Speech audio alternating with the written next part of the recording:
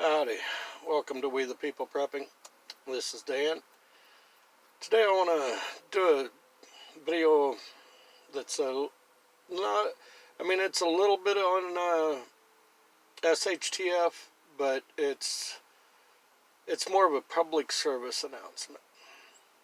You know, in these times that we're going through right now, a lot of people aren't taking the time to consider what their kids are going through. You know, especially if you have young children. You know, the not being able to go to school to be with their friends, having to do schoolwork over a computer, being at home all the time, you know, uh, just all the things, kids understand when something's wrong. You know, they can sense it, even if you're not telling them that something's wrong. So we need to take a little time out, sit down and talk with our kids. Ask them, how are you doing? Everything okay? Anything you need to talk to me about? Because with the times that we're in, it can be scary. I mean, if it scares an adult, the kids are going to pick up on that, and it's going to scare the kids. So spend a little time and talk to your kids, see how they're doing. And this time with everything that's going on, a lot of kids are locked down with abusive parents. Parents that are beating their children and all sorts of other things. So just, if a child comes up to you and tries to tell you something, don't ignore them. Okay, if it's a neighbor child, your own child even, because there could be something going on, at their home that they're being abused in one way or another,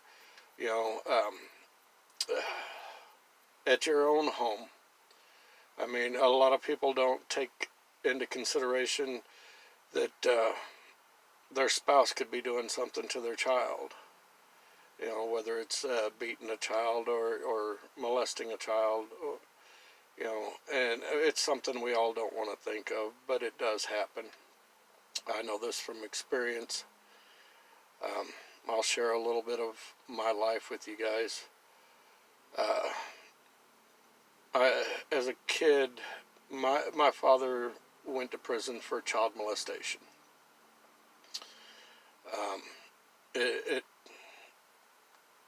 It was family that he was molesting, his own children and stepchildren. And, the thing is, we were all afraid to say anything. And when we did try to say something, we were hushed. I love my mother to death, okay? And nothing's going to change that, but my mom was the type of person that she stick by her man, okay? She wanted to believe that he wouldn't do such a thing, and, it wasn't until, she stuck by him even through prison.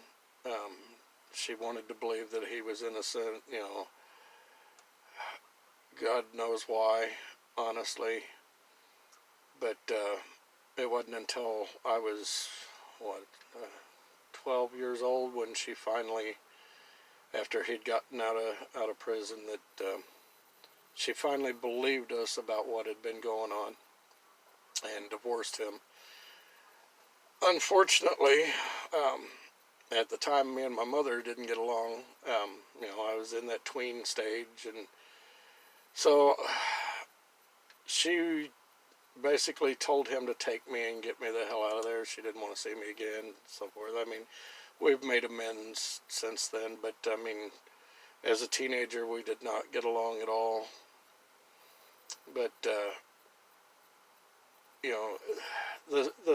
the ordeal tore my entire family apart. We had a great life, but you know, before he did all this stuff, I mean, we owned a farm out in the middle of Illinois. I mean, you know, we had a beautiful home, chickens and all that, you know, land, uh, and we everything was lost because of what he did. I mean, I wound up getting bounced around from one family to another as a kid, because family services took us children, because they told my mom either she divorced him or they were taking us. And well, they took most of my siblings, but my grandparents stepped in and said no for me and my baby sister.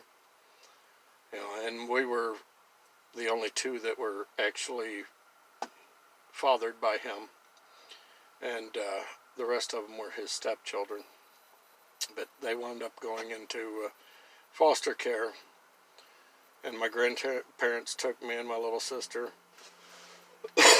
Excuse me. And well, my grandfather died, and then I started getting bounced around from one family member to another, to keep me out of the foster care system.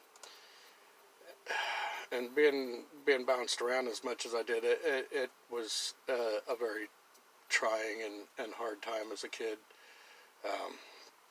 Surprisingly, I did well in school, but you know, I was messed up for a long time over everything that had happened. You know, so you know, I have a tendency to tell people, if your child is telling you that something's wrong, believe them. Okay? Investigate it. Find out. But, you know, if they say that that your spouse is touching them in an inappropriate manner, don't allow your spouse to stay in the home. You know, or at the very least, don't ever leave your child alone with your spouse, because it can really mess a child up. You know, my current wife, she was molested as a child, and nobody believed her. You know, the thing is, there's a few different ways that children wind up dealing with this, and as they grow up, it defines who they are.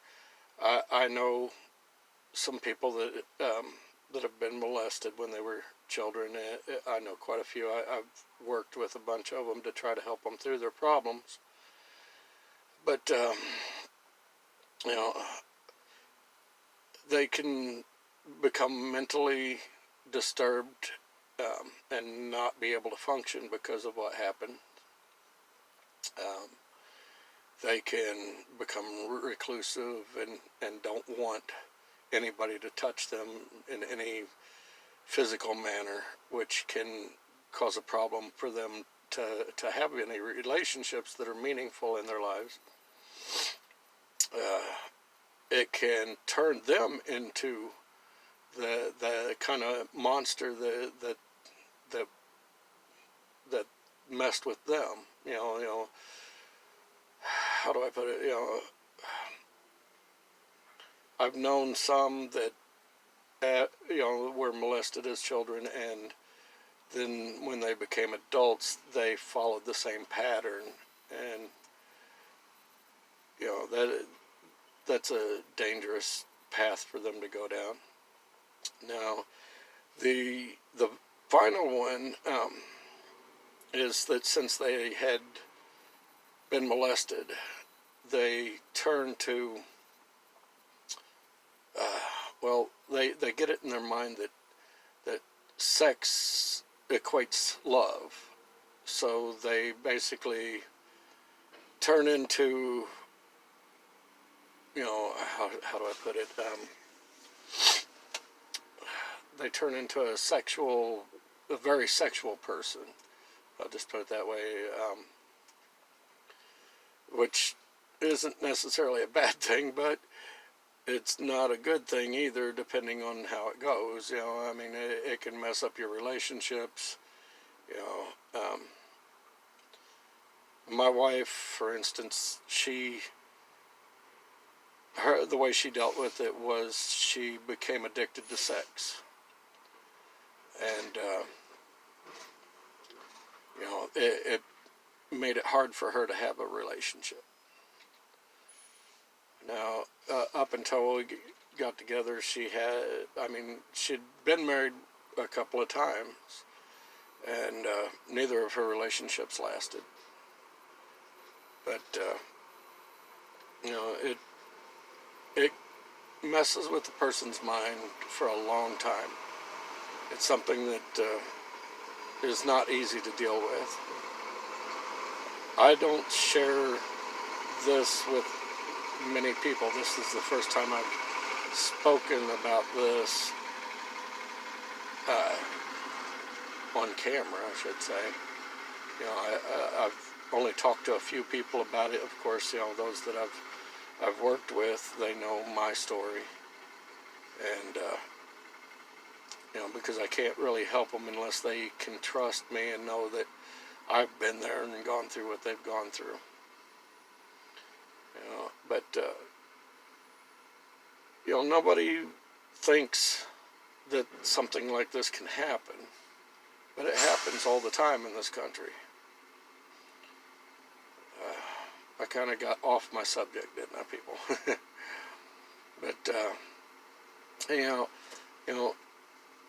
like I said, most people aren't. They're so concerned right now with all the events going on in the world, with just trying to put food on the table, keep the electric on, have a place to live, that they're not taking the time to think about what their children are going through. Because trust me, your children are suffering through this just as bad as you are. And in some cases it may be worse, like I was saying. So take the time, sit down and talk to your kids. Reassure them that things are going to be okay, and don't lie to them. Okay, I'm not telling you to lie to your children. Be honest with them. Tell them, look, things are bad right now, but we'll get through this. We're a family. Explain to them, that yes, mommy or daddy is worried about things that are going on, but I don't want you to worry because I'm going to be here for you. If you need something, talk to me. If you're afraid, don't be afraid to talk to me. Just take a little time and make sure that your kids are okay during all of this. I mean, like I said, if we aren't trying to survive for us and make things better for us, we are trying to make them better for our children. I mean, most of my kids are grown and out of the house, but that doesn't mean that I'm going to stop fighting for their freedoms. I want to make sure that they can grow up with the freedoms that I had growing up and as an adult.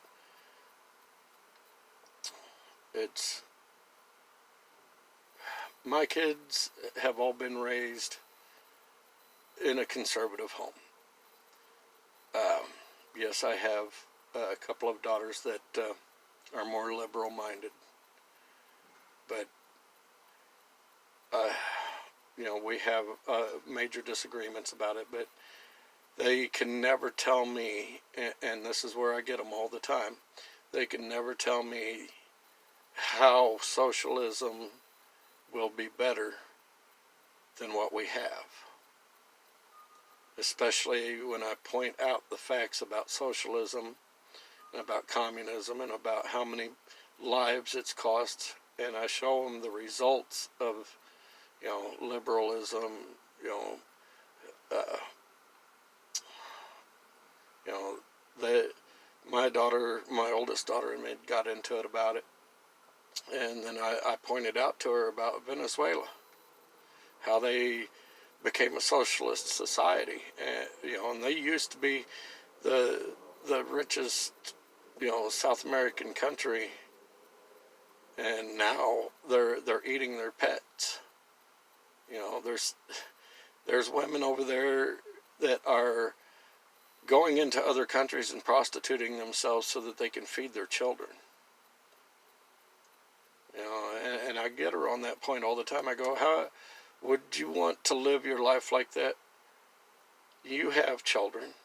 Is that how you want to have to raise your kids, by going out and prostituting yourself just to be able to feed your children? And it made her stop and think. So I'm hoping I got through to her. She did agree that was not how she wanted her kids to grow up. But hopefully, she'll come around. We don't see eye to eye right now, but my children all know that when it hits the fan, all they got to do is make it to Dad's house. That's all you got to do. They make it to Dad's house, they know they're safe. They know they'll have food, they know they'll have a place to sleep, they know they'll have protection. My children grew up knowing that no matter what, no matter how bad we disagree, no matter how all the nasty things that you might say to me, I'm still your father. I'm still going to protect you. I'm still going to make sure that you're okay. And they're still in their 20s and getting ready to go into their 30s, so they're still in that liberal state of mind. Now my son, they're different. They are hardcore conservative, survivalist. My youngest daughter, oh man, that girl, she is like Rambo. You take her out into the woods and that girl can survive now. She loves it out there in the woods. She knows how, she paid attention to what Daddy was teaching her. She knows how to make shelter, how to get fresh water, how to trap her own food. This girl, she paid attention when Daddy taught her some stuff. Now, that may be because, she's the youngest, so she became Daddy's girl. But, it's like watching Rambo out there. That girl, she loves it. She's all about survivalism. But like I said, that's probably because she wound up being Daddy's little girl, So, I hope I've given you something to think about, And I realize that it's not exactly about SHTF and all that, and survivalism and prepping, but in a way it kind of is, because these are very important topics, and if you want your children to survive, if you want them to thrive, you want them to be prepared, you need to talk to them. Help them through these times. If you like my content, please, I ask that you would subscribe, give me a thumbs up, share my content, invite people. God bless you, each and every one. I wish you a wonderful night. I will talk to you later. This is Dan with We the People. Have a good night. Bye.